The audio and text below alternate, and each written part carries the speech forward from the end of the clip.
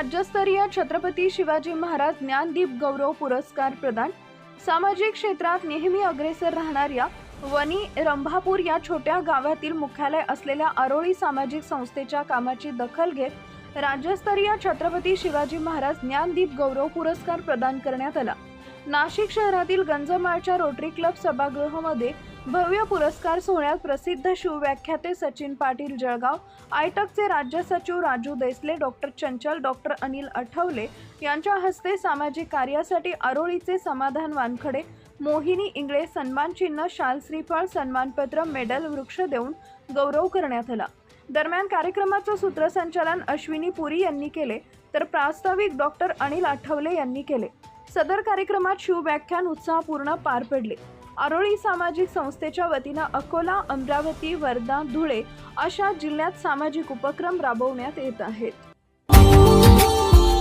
Subscribe now and press the bell icon. Never miss an update.